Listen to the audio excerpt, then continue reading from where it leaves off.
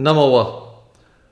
Welcome to the third session of Introductory Sanskrit through the short stories by Ambikadatta Vyasa in the Katha Kusumam. So this is the third session of Samarambha.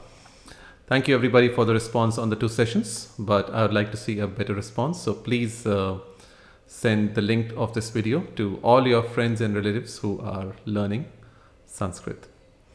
So today we just jump straight to the third story, Tritiya Katha. Atha Tritiya Katha. Kasyashchin nadyah pravahe kopi bhallukah patito jalavegena niyate sma. Tam kambalam matva kopi gramyah सोत्फालम जले पपात गत्वा च तम जग्राह तावद भल्लूकेनापि सगृहीतः प्राण संशयमापेदे तावत् तटे तिष्ठता केनापि तस्य मित्रेण कथितम् अलम कंबलेन तम त्यक्त्वैव समागच्छ ततस्तेनोक्तम् अहम तु कंबलं त्यजामि किंत्वयमेव मां न त्यजति भ्रमादपि तु दुष्टानां संगः यः कुरुते जनः असमर्थः पुनस्त्यक्तुं तत्रैव विनिहन्यते इति तृतीय कथा। अब आइए इस कथा को हम हिंदी में समझते हैं। एक एक शब्द का पदच्छेद देखेंगे जहाँ संधि है, और फिर एक एक शब्द का अर्थ समझेंगे और वाक्य का अर्थ समझेंगे। कस्याश्चिन नद्याः, इसका संधि विच्छेद है कस्याः चित नद्याः। कस्याः अर्थात किस के, किसका, किसकी, स्त्रीलिंग, और चित जोड़ देंगे तो किसी की। कस्याश्चित किसी स्त्री की, और नदी स्त्रीलिंग होती है तो नदी के लिए कस्याश्चित। नद्याः नदी के, नदी का, नदी की, नदी के, तो किसी नदी के। कस्याश्चिन नद्याः किसी नदी के। प्रवाहे आप जानते हैं प्रवाह में, बहाव में। कोपि संधि विच्छेद कह अपि कोई। कह अर्थात कौन, कोपि अर्थात कोई। कश्चन, कश्चित, कोपि सबका एक ही अर्थ है कोई। भल्लू का अर्थात भालू। पतितो तो आप जानते ही हैं, पहली कथा में भी आया था, पतितः का पतितो हुआ है गिरा हुआ। पतित हिंदी में भी कहते हैं गिरा हुआ। जल वेगेन, जल के वेग के द्वारा। स्पष्ट है, जल वेग तो स्पष्ट होगा आपको। जल का प्रवाह, जल का बहाव, पानी का बहाव, पानी की गति। जल वेग के द्वारा। नीयते स्म, लिया जा रहा था, बहाया जा रहा था। तो नयति ले जाता है, नीयते लिया जाता है, किसी अन्य के द्वारा लेकर जाया जाता है।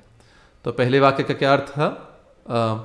कस्याश्चिन नद्याः प्रवाहे कोपि भल्लूकः पतितो जलवेगेन नीयते स्म। अर्थात किसी नदी के बहाव में कोई भालू गिरा हुआ था और वह जलवेग से लिया जा रहा था, बहाया जा रहा था। तम अर्थात उसको, उस भालू को।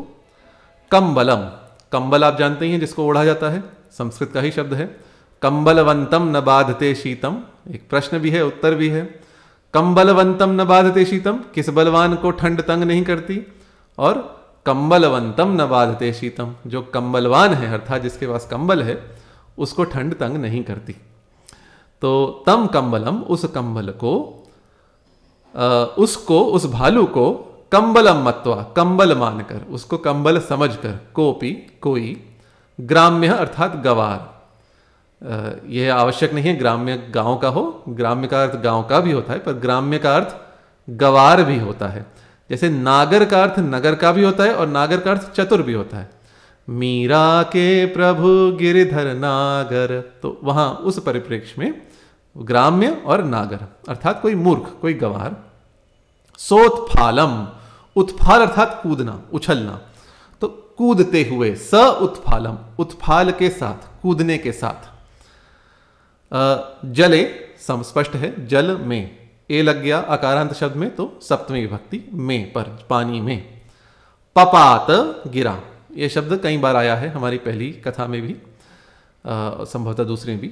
गत्वा, गत्वा अर्थात जाकर, क्त्वा आ गया अर्थात करके, तो गत्वा जाकर, च, तो गत्वा च और जाकर, च जैसा आप जानते हैं संस्कृत में पीछे लगता है, तो राम लक्ष्मण च, राम और लक्ष्मण, गत्वा च और जाकर, तम उस कंबल को, जग्राह पकड़ा। तो दूसरे वाक्य का क्या अर्थ है? तम कंबलम मत्वा कोपि ग्राम्य सोत्फालम जले पपात गत्वा ततन जग्राह। उसको, उस भालू को कंबल मानकर कोई गवार कूदते हुए पानी में गिरा और जाकर उस भालू को पकड़ लिया। तावत भल्लूकेन अपि, संधि विच्छेद करेंगे, तावत भल्लूकेन अपि, तावत अर्थात तब, तावत के कई अर्थ हैं, तावत का यहां अर्थ है तदा अर्थात तब। भल्लूकेन, भल्लूक तो आप जानते ही, भल्लूक भालू पहले वाक्य में आया, तो भल्लूकेन भालू के द्वारा। किसी भी अकारांत शब्द के अंत में एन अथवा एण आपको दिखे, रामेण तो राम के द्वारा, भल्लूकेन भालू के द्वारा। अपि भी जानते हैं आप, तावत भल्लूकेन अपि, तब भालू के द्वारा भी। सह, वह कौन? ग्राम्य, गवार। गृहीत, गृहीत अर्थात पकड़ा गया। प्राण संशयम आपेदे, प्राण अर्थात आप जानते हैं प्राण, जीवन। संशय भी आप जानते हैं, संशय अर्थात भय, संदेह, शंका। आपेदे प्राप्त हुआ, ठीक है। आपद्यते, आपेदे आपन्न हुआ, जैसे भयापन्न कहते हैं ना, भयापन्न, संशयापन्न, तो प्राण संकट को, प्राण के संशय को प्राप्त हुआ। तो क्या अर्थ हुआ इस वाक्य का? तावत भल्लूकेनापि सगृहीत प्राण संशयम आपेदे, तब भालू के द्वारा भी पकड़ा गया वह गवार प्राण के संदेह को, प्राण के संशय को प्राप्त हुआ, अर्थात उसके प्राणों पर संकट आ गया भालू ने जब उसको पकड़ लिया। अब आगे देखते हैं क्या हुआ। तावत तटे, तब तट पर, तावत तब, तटे तट पर, नदी के तट पर। तिष्ठता केनापि तस्य मित्रेण, केनापि का संधि विच्छेद है, केन जोड़ अपि, तो तिष्ठता खड़े हुए के द्वारा, तिष्ठत अर्थात खड़ा हुआ, तिष्ठन पुल्लिंग में तिष्ठन, और तिष्ठता खड़े हुए के द्वारा। केन किसके द्वारा? केनापि किसी के द्वारा, केनोपनिषद है ना, तो केन किसके द्वारा, और केनापि किसी के द्वारा। तस्य मित्रेण उसके मित्र के द्वारा, तो इसको जोड़कर क्या बनाएंगे? तिष्ठता केनापि तस्य मित्रेण, खड़े हुए उसके किसी मित्र के द्वारा। तो तब नदी के तट पर उसका एक मित्र खड़ा हुआ था, उसके द्वारा। कथितम कहा गया, तावत तटे तिष्ठता केनापि तस्य मित्रेण कथितम, तब तट पर खड़े हुए उसके किसी मित्र के द्वारा कहा गया। क्या कहा गया? अलम कंबलेन, बहुत हुआ कंबल से। तम त्यक्त्वैव समागच्छ, लगता है मित्र भी गंवार था, वह भी कंबल समझ रहा था। अलम कंबलेन, उसने कहा बहुत हो गया कंबल से, छोड़ दो। अलम के साथ हम तृतीया विभक्ति लगाते हैं, जैसे अलम क्रीडया, मत खेलो। अलम शब्देन, शब्द मत करो। और जब बहुत बोल लिया तो क्या कहते हैं? अलमति पल्लवितेन, बहुत पल्लवित मत हो, बहुत पल्लवित न हो हम, बहुत पत्ते न अपने पर, अपने पेड़ पर बनाए। तो अलम कंबलेन, बहुत हुआ कंबल से। तम उसको, त्यक्त्वैव संधि विच्छेद, त्यक्त्वा एव, त्यक्त्वा अर्थात छोड़कर। हिंदी में जो तजना धातु है ना, त्यजति संस्कृत में तजता है। त्यक्त्वैव, त्यक्त्वा एव, छोड़कर ही, समागच्छ आ जाओ। तो मित्र ने क्या कहा? अलम कंबलेन तम त्यक्त्वैव समागच्छ, बहुत हुआ कंबल से, बहुत खेल लिया, उसको छोड़कर ही आ जाओ। ततस्तेन उक्तम, संधि विच्छेद, ततः तेन उक्तम, फिर उससे कहा गया, फिर उससे कहा गया अर्थात फिर उसने कहा, जो गवार पानी में गिरा था, उसने क्या कहा? अहम तो कंबलम त्यजामी, अहम मैं, तू तो, कंबलम कंबल को, त्यजामी छोड़ता हूं, छोड़ रहा हूं। किंत्वयमेव, किंत्वयमेव, किंतु अयम एव, परंतु यह ही, अयम यह पुल्लिंग। कंबल संस्कृत में पुंलिंग होता है, कंबल, कंबलौ, कंबला। तो किंतु यही माम, मुझे न त्यजति, नहीं छोड़ रहा है। तो उसने क्या कहा, अहम तो कंबलम त्यजामि किंतु अयमेव माम न त्यजति, मैं तो कंबल को छोड़ रहा हूं किंतु यही मुझे नहीं छोड़ रहा है। तो यह थी कथा, और अब इसकी शिक्षा एक श्लोक में अंबिकादत्त व्यास जी हमें देते हैं। भ्रमादपि तु दुष्टानां संगम यः कुरुते जनः असमर्थ पुनस्त्यक्तुम तत्रैव विनिहन्यते। भ्रमादपि संधि विच्छेद, भ्रमात अपि, भ्रम से भी, भ्रमात भ्रम से भी, तू भ्रम के कारण भी, तू यहाँ पाद पूरण के लिए तू है, जो श्लोक के पूरा बनने के लिए कभी कभी तू का प्रयोग होता है।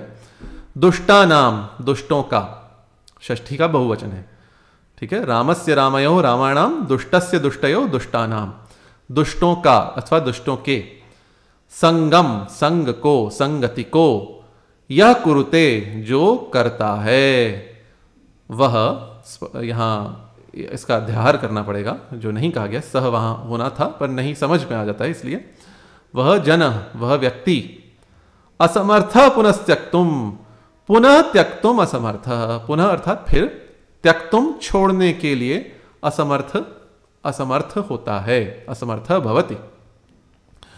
तत्रैव, तत्र वहां, कुत्र कहां, अत्र यहां, यत्र जहां, सर्वत्र सबोर, अन्यत्र कहीं और, तो तत्र वहां, एव, तत्रैव तत्र एव, वहां ही अर्थात वहीं, विनिहन्यते, मारा जाता है। आपने गीता में हन्यते सुना होगा ना, उभौ तौ न विजानीतो, उभौ तौ न विजानीतो नायम हन्ति न हन्यते, तो वहीं विनिहन्यते, तत्रैव, वहीं मारा जाता है। तो यह श्लोक में कथा का सार है। Now we come to the English translation of this short story. Kasyaschin nadyah. The sandhi vichhed is kasyachit nadyah. Kasya means of who, whose, of who or whose, feminine, and kasyachit of some, female. So kasyachit nadyah means of a river. Kasyachin nadyah, of a certain river. Pravahe, pravaha means the flow. So pravahe, in the flow. Kopi, the sandhi is to be broken as kah api, somebody, a certain. Bhallukah, bear. Patito, patitah, fallen down, fallen. Jalavegena, jalam means water, veg means the velocity, or veg also means the current. So by the water current.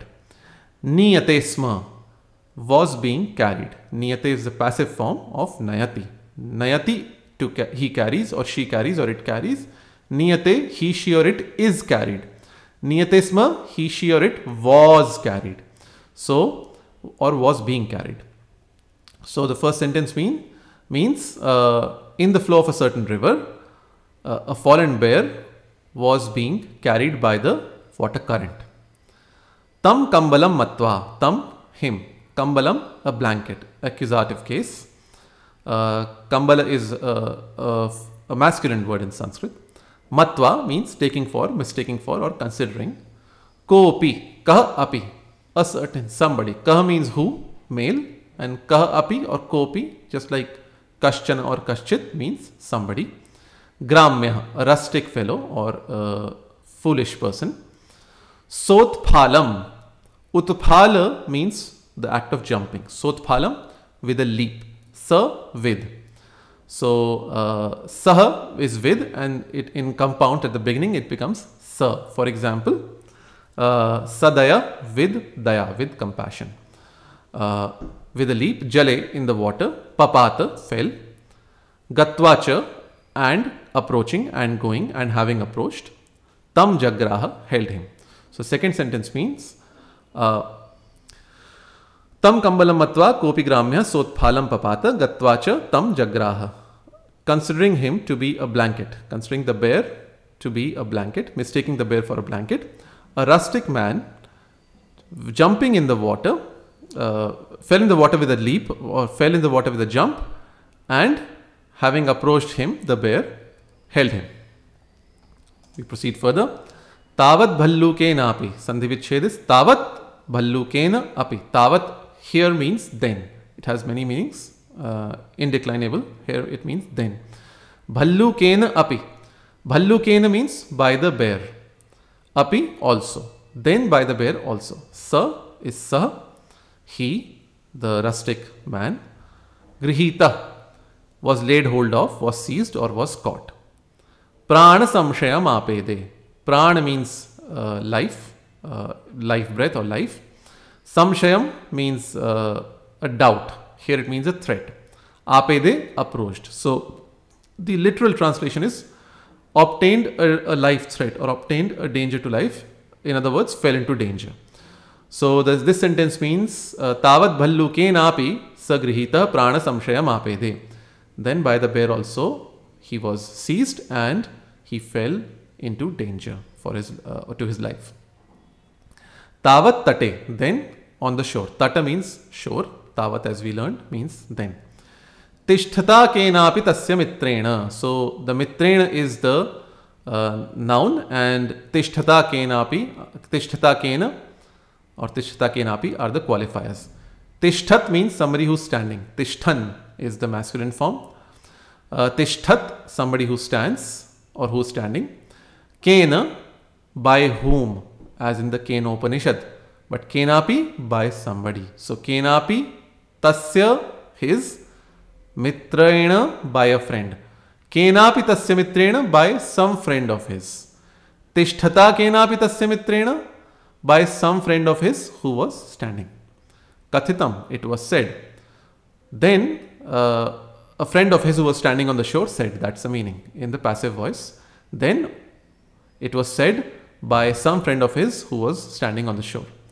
And what did the friend say? Alam kambalena. Alam means enough and it takes the instrumental case. So alam kambalena, enough with the blanket. Kambalam, kambala, blanket, kambalena, with the blanket. So that's the way of saying enough with the blanket. That means enough with it, leave it. That's the sense. Tam, him, as kambala is a masculine word. The word used is tam, him. Tyaktva eva, the sandhi vichcheda is tyaktva eva. Tyaktva, abandoning, leaving, eva, just or alone. So just having left or leaving it alone, by only leaving it, samagacha, come. So gacha means go, you're telling somebody. Agacha, come, samagacha, similar meaning, you come. So the friend said, enough with the blanket, just leave it and come. That's what the friend said. So what did our hero say who had fallen in the river? He said, tatas tena uktam, tatah, then, tena, by him, uktam, it was said. Then it was said by him, aham tu kambalam tyajami. Aham means I, tu, though, although I. So tu, aham tu, although I. Kambalam, the blanket, accusative case against. Tyajami, I am leaving. So he says, although I am leaving the blanket. Kintvayam eva, the sandhi vichcheda is kintu ayam eva. But is kintu, ayam, he, eva, alone. But he alone, mam, me, na tyajati, does not leave. So he said, aham tu kambalam tyajami, kintvayam eva mam na tyajati. I am leaving the blanket, but he alone is not leaving me. It is he who's not leaving me. So since the kambala is a masculine word, it appears odd in English with he. So we'll say, I am leaving it, but it alone is not leaving me. It is the blanket who's not, or which is not leaving me. And then there's the verse which tells you the moral of the story, tells us the moral of the story. Brahmad api dushtanam. Brahmat api. Brahma means delusion or mistake. So even by mistake, api, even, also, Brahmat, by a mistake, on account of a mistake, on account of delusion. So even by mistake, tu is a filler word here. There are certain filler words used to complete verses in Sanskrit. Dushtanam, of the bad. Dushta means the bad or the evil. Dushtanam, of the bad or evil, the plural form. Sangam, company. The word is in the accusative case. Sangha is company. Yah kurute, he who does. Yah, one who does. Kurute, does. Jana, a person. So the first half means even by mistake a person who keeps the company of the evil. Second half means is incapable of abandoning it and is destroyed there alone. So asamartha, incapable of, punastyaktum, abandoning it again, abandoning then, tatra eva, there alone, vinihanyate, is killed. So the moral of the story is, even somebody who keeps the company of evil by mistake or under delusion is unable to leave that company and is killed there alone. So please excuse me, I need to switch on the charger. Give me a minute.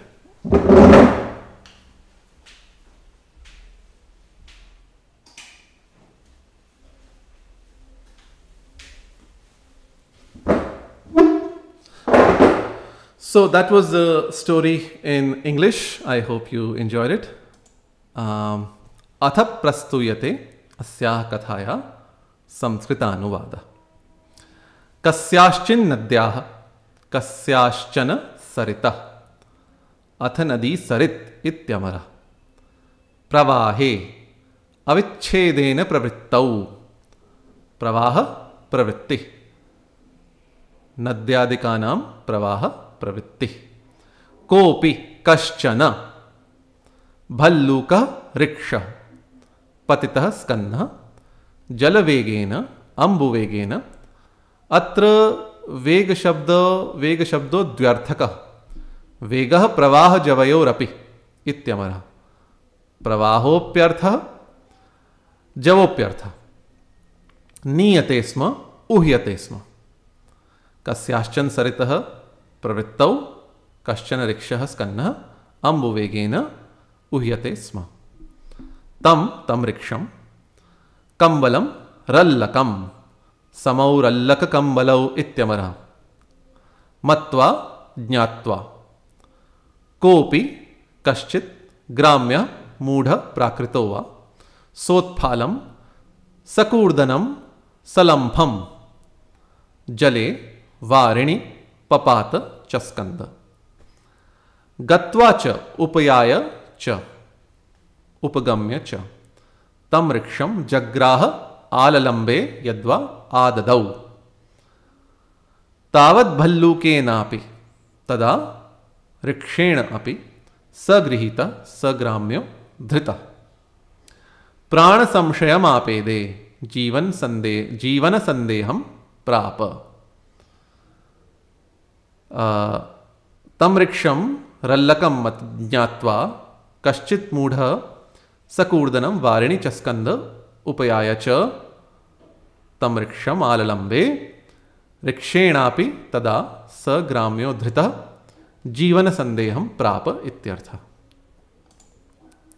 तावत् तटे तदा तीरे कूलं रोधश्च तीरञ्च प्रतीरञ्च तटन्त्रिषु इत्यमरः तिष्ठता केनापि तस्य मित्रेण स्थितेन केनापि तस्य सुहृदा अथ मित्रं सखा सुहृत् इत्यमरः कथितम् उक्तम्। तदा तीरे स्थितेन केनापि तस्य सुहृदा उक्तम्। किमुक्तम्? अलं पर्याप्तम्। अलं भूषणपर्याप्तिशक्तिवारणवाचकम् इत्यमरः कम्बलेन रल्लकेन पर्याप्तं रल्लकेन अलं रल्लकेन तं ऋक्षं त्यक्त्वैव हित्वा एव समागच्छ समाव्रज। ततस्तेनोक्तं ततः प्रथम ग्राम्यजनेन उक्तं ततः पश्चात् पंचम्यास्तसिल् इत्यनेन तसिल् प्रत्ययः तेन प्रथम ग्राम्येण अभिहितम् उक्तम् अभिहितम् उक्तं भाषितमुदितं जल्पितमाख्यातम् अभिहितं लपितम् इत्यमरः। किमुक्तम्? अहं तु स्पष्टं कम्बलं रल्लकं त्यजामि जहामि किन्त्वयमेव स्पष्टं मां मा द्वितीयायाश्च इत्यनेन माम् इति रूपं निष्पद्यते त्वामौ द्वितीयाया इत्यनेन मा इति वैकल्पिकरूपं च निष्पद्यते। मां मा न त्यजति न जहाति। अथ श्लोकसारः अंबिकादत्तव्यासविरचितः। भ्रमादपि भ्रान्त्या अपि भ्रान्तिर्मिथ्यामतिर्भ्रमः इत्यमरः तु पादपूर्णे दुष्टानाम् अधमानां संगम संगमम मेलके संग संगमौ इत्यमरः यः कुरुते जनः इति स्पष्टं स असमर्थः अशक्तः पुनस्त्यक्तुं पुनः हातुं तत्रैव स्पष्टं विनिहन्यते हन्यते प्रणाश्यते अत्र अपार्थकौ विनी इत्येतावुपसर्गावनर्थकौ। अथ अस्याः कथायाः पद्यसारः पंडित महेश शर्मा विरचितः।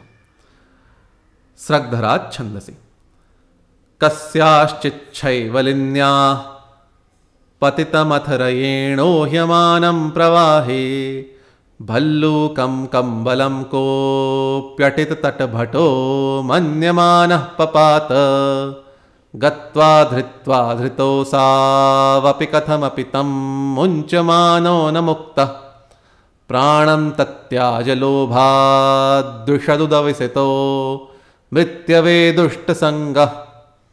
अत्र प्राणांस्तत्याज इति युक्ततरः प्रयोगः। नमो